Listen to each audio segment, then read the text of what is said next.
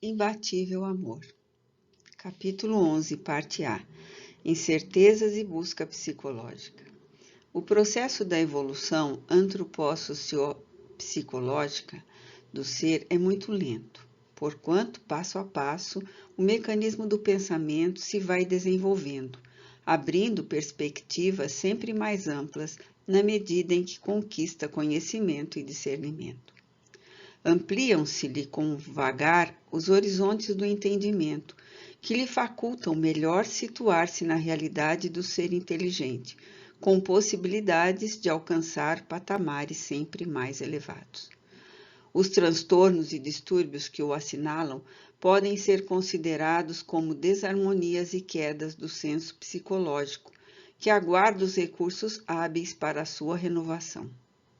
A predominância dos instintos básicos que lhe foram indispensáveis para a sobrevivência nas faixas primárias do crescimento permanece no mecanismo fisiológico de que se utiliza ao tempo em que remanesce no inconsciente profundo, ressuscitando a cada momento com vigor e induzindo a permanência no primarismo. Reações automáticas, ambições desnecessárias, receios injustificáveis projetam-no para comportamentos defensivos, agressivos e condutas extravagantes, condizentes com os estágios dos quais se deve liberar. Essa queda psicológica natural permanece até o momento em que se resolve por alçar-se à razão e sobrepor-se aos caprichos perturbadores, que somente são superados mediante o controle da vontade e estímulos corretos para o bem-estar sem conflitos, bem como a conquista da saúde emocional, que é responsável por outros requisitos indispensáveis para a aquisição daquela de natureza integral.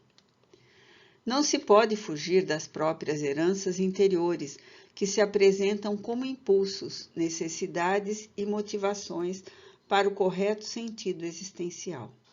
Por essa razão, a predominância das paixões dissolventes sustenta o fenômeno de estacionamento, quando luz a oportunidade de ascensão, de reharmonização interior, para o salto valioso da superação do ego e da conquista total do self.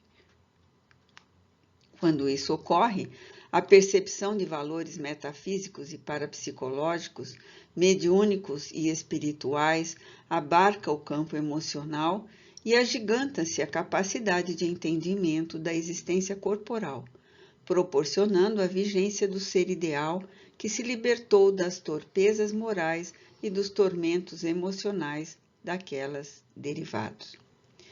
Esse procedimento se torna valioso compromisso que o indivíduo lúcido assume em favor dele mesmo e, por consequência, da sociedade na qual se encontra. As suas conquistas e os seus prejuízos tornam-se fator precioso para o comportamento geral, porquanto esse todo, que é o grupo social, cresce e amadurece de acordo com os membros que o constituem. Ninguém se pode dissociar do conjunto social sem o agravante de perder-se na alienação. A medida de um ser saudável é identificada mediante a sua conduta pessoal em relação a si mesmo e àqueles com quem convive. Revela-se através da maneira como se conduz, irradiando jovialidade, sem alarde, alegria e comunicação fácil. Enquanto não logra o cometimento, o trabalho incessante no campo emocional constitui-lhe o desafio a vencer. Ascender, no entanto, psicologicamente, mediante o amadurecimento interior e o controle dos sentimentos, torna-se-lhe de impostergável necessidade. Desajustamento. Massificado no volume perturbador que o oprime, o indivíduo descaracteriza-se, perdendo a individualidade e tornando-se títere dos hábeis manipuladores de opinião, orientadores de conceitos, que também se equivocam e sem rumo estabelecem comportamentos que interessam ao mercado das sensações, das novidades, da volúpia do consumismo. Esse enfrentamento que predomina de fora para dentro da personalidade alcança resultados imediatos nas pessoas frágeis psicologicamente, tímidas e conflitivas, que a elas se adaptam a fim de ficarem de bem com o conjunto, não tendo a coragem de assumir a sua própria realidade. Mesclando-se ao comum, não chamam atenção, podendo escamotear as dificuldades que as aturdem, perdendo o significado da existência que passa agora a seguir correnteza dos sucessos sem profundidade. Tal insensatez conduz a comportamentos morais reprocháveis, nos quais a pusilanimidade assume destaque e expressa-se de forma equivocada. Não possuindo um senso diretor para a conduta, o indivíduo perde o contato com os valores éticos, derrapando em situações vexatórias para ele mesmo, como indignas em relação aos outros. Caracterizam-no a ausência de lealdade nos relacionamentos, a dubiedade nas decisões, a aparente gentileza, nivelando todos no mesmo patamar, na desistência dos ideais relevantes, da forma equilibrada com que deve conduzir a própria vida. Na massificação, o que importa é a ausência de problemas, como se toda a vida pudesse ser avaliada pelos divertimentos, pelos risos artificiais, pela leviandade. O indivíduo psicologicamente desajustado procura massificar-se de forma a não ter que enfrentar os desafios que lhes são necessários para o crescimento íntimo. Momento surge, porém, em tal procedimento, que se torna necessária a definição de rumos, a eleição de conduta salutar, o desabrochar de preferências pessoais. A massa é informe e dominadora, arrastando inexoravelmente a desidentificação, a vulgaridade. Há impulsos poderosos que procedem do self e não podem ser ignorados. Surgem inesperadamente e cada qual se dá conta da sua individualidade, da sua personalidade, das suas próprias aspirações, que não estão de acordo com o que lhe é imposto e aceito, até o momento, sem qualquer reação. A partir de então, se apresenta o despertar da consciência, a alteração de padrões e de aspirações, contribuindo para a libertação da canga aflitiva. O indivíduo está fadado à sua realidade superior, que o caracterizará como um ser pleno, sem inquietações nem tormentos, porquanto a vida se lhe deve apresentar com o sentido de libertação de qualquer constrangimento, realizando-se, ajustando-se. O instinto gregário aproxima-o de outrem, ajuda-o a formar o grupo social, mas é a razão que lhe dita a conduta para a sua preservação. Integrar-se não significa perder-se, tornar-se invisível na massa, mas identificar-se com as suas propostas, harmonizar-se com ela, sem deixar de ser a própria estrutura, seus ideais e ambições, seus esforços e anelos, porquanto a harmonia sempre depende do equilíbrio das diferentes partes que constituem o todo. O ser psicologicamente saudável é aquele que se mantém não afetado pelos acontecimentos, antes, porém, sensibilizado, de forma a poder contribuir para atenuar os danos quando ocorrem ou auxiliar o crescimento quando se faça necessário. Para tanto, é indispensável o sentido de valorização da vida, de análise correta e compreensão dos elementos essenciais à preservação do equilíbrio da sociedade. A exaltação personalista, decorrente dos fenômenos de fuga da timidez, do medo de ser descoberto na sua realidade conflitiva, torna-se necessidade emocional para destacar-se da massa, porque o indivíduo compreende que, não tendo valores éticos ou intelectuais, artísticos ou quaisquer outros que o diferenciem, chama para si os conflitos disfarçados e exibe a tormentosa condição que o diferencia, porém, de maneira excêntrica, perturbadora. É também um transtorno de comportamento que tem a ver com a instabilidade emocional e a insegurança que o atormentam. Cada ser constrói a sua personalidade ao longo das experiências vividas e conquistadas, estabelecendo comportamentos de segurança que o assinalam e tornam-o conhecido. Abandonar essa realização é como negar-se o direito a uma vida saudável. O enfrentamento social, como expressão de desafios existenciais, faz parte do processo de crescimento moral e de autorrealização, que propelem ao autoencontro, quando então o direcionamento da vida física se faz com real equilíbrio e metas perfeitamente definidas. Por outro lado, não se torna necessário fugir do meio social, por mais leviano este se apresente, agredi-lo com indiferença ou de forma aguerrida, nem colocar-se em um pedestal de falsa superioridade. Impõe-se, isso sim, o indispensável compromisso de estar presente, de ser participativo, porém não dependente, não escravo, contribuindo para que ocorra a sua transformação, o seu desenvolvimento moral para outros valores, a sua elevação moral. Todo indivíduo que se harmoniza interiormente deixa que surja a sua realidade emocional, superando o desajustamento que aturde a sociedade, tornando-se exemplo de saúde e de bem-estar que desperta interesse, provocando curiosidade e inveja positivas. Afetividade perturbada. A afetividade é o sentimento que se expressa mediante reações físicas positivas. O ser humano tem necessidade de prazer e todos os seus esforços são direcionados para usufruí-lo, evitando a experiência do sofrimento, excetuando-se os casos de transtornos masoquistas. Toda e qualquer busca, consciente ou não, aguarda a compreensão do bem-estar, que é sempre a fonte motivadora para toda a luta.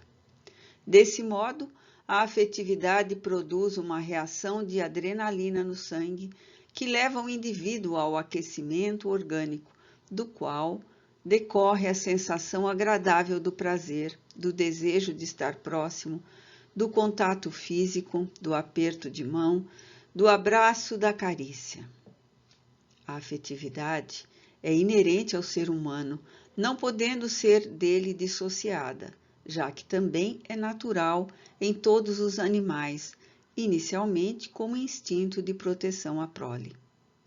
Psicologicamente, a sua exteriorização tem muito a depender do convívio perinatal e suas experiências no ambiente do lar, particularmente com a mãe.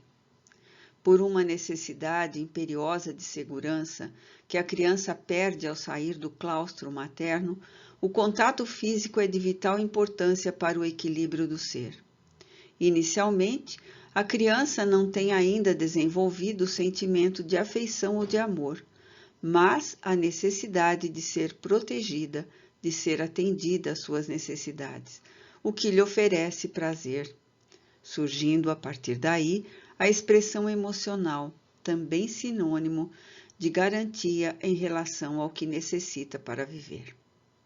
O sentimento da afetividade, porém, é quase sempre acompanhado dos conflitos pessoais que decorrem da estrutura psicológica de cada um. Quando não se viveu plenamente na infância, a experiência tranquilizadora do amor, a insegurança que se instala, gera conflitos em relação à sua realidade, e todos os relacionamentos afetivos se manifestam, assinalados pela presença do ciúme, da raiva ou do ressentimento. O ciúme, que retrata a falta de autoestima, predominando a autodesvalorização, como decorrência da não confiança em si mesmo, transforma-se em terrível algoz do ser e daqueles que fazem parte do seu relacionamento. As exigências descabidas, as suspeitas insuportáveis, produzem verdadeiros cárceres privados, nos quais se desejam aprisionar aqueles que se tornam asfixiados pela afetividade do enfermo emocional. Nesse comportamento, a desconfiança abre terríveis brechas para a hostilidade e a raiva, que sempre se unem como mecanismo de proteção daquele que se sente desamado. De alguma forma, essa conduta resulta do abandono emocional a que se foi relegado na infância, quando as necessidades físicas e psicológicas não se faziam atendidas convenientemente, resultando nesse terrível transtorno de desestruturação da personalidade, da autoconfiança. A desconfiança de não merecer o amor inconscientemente e a necessidade de impor o sentimento, acreditando sempre muito doar e nada receber, levam a patologias profundas de alienação que derrapam em crimes variados, desde os mais simples aos mais hediondos. O medo de não ter de volta o amor que se oferece conduz à raiva contra aquele que é alvo desse comportamento mórbido, porque o afeto sempre doa e não exige retribuição. É um sentimento ablativo, rico de oferta. Toda vez que o amor aflora, um correspondente fisiológico irriga de sangue o organismo e advém a sensação agradável de calor, enquanto a animosidade, a antipatia, a indiferença proporcionam o refluxo do sangue para o interior, deixando a periferia do corpo fria, portanto, desagradável, perturbadora. Todo o aconchego produz calor na pele, bem-estar, enquanto o afastamento gera frio, desagrado, tornando-se difícil de aceitação a presença física de quem é causador de tal sensação. O amor não pode ser imposto, mas desenvolvido, treinado, quando não surgir espontaneamente. Esse aflorar natural tem suas raízes nas experiências anteriores do espírito, que renasce em condições ambientais propiciatórias ou não ao seu aparecimento, ao lado de uma família afetuosa ou destituída desse sentimento, o que contribui decisivamente para a sua existência, para a sua eclosão. Em muitos relacionamentos, o amor brota com espontaneidade e cresce harmônico. Noutros, no entanto, é conflitivo, atormentado, com altos e baixos de alegria e de raiva, de ansiedade e medo, de hostilidade e posse. A necessidade de amor é imperiosa, é subjacente a ela, encontra-se o desejo do contato físico enriquecedor, estimulante. Quando se é carente de afetividade, esta se apresenta em forma de ansiedade perturbadora, que gera conflitos e insatisfações, logo seja atendida. Em tal caso, produz incerteza de prosseguir-se amado, após atendida a fome do contato físico ou emocional. Enquanto se está presente, harmoniza-se para logo ceder lugar à insegurança, à desconfiança. Assim sendo, o amor se torna dependente e não planificador. Transfere sempre para o ser amado as suas necessidades de segurança, exigindo receber a mesma dose de emoção, às vezes desordenada, que descarrega no ser elegido. Essa é uma exteriorização infantil de insatisfação afetiva não completada, que foi transferida para a idade adulta e prossegue insaciada. A afetividade madura proporciona o prazer sem o qual permaneceria perturbada, angustiante e caótica. Amar é um passo avançado do desenvolvimento psicológico do ser, uma conquista da emoção que deve superar os conflitos, enriquecendo de prazer e de júbilo aquele a quem é dirigido o afeto. Amadurecido pela experiência da personalidade e pelo equilíbrio das emoções, proporciona bem-estar na espera sem ansiedade e alegria no encontro sem exigência.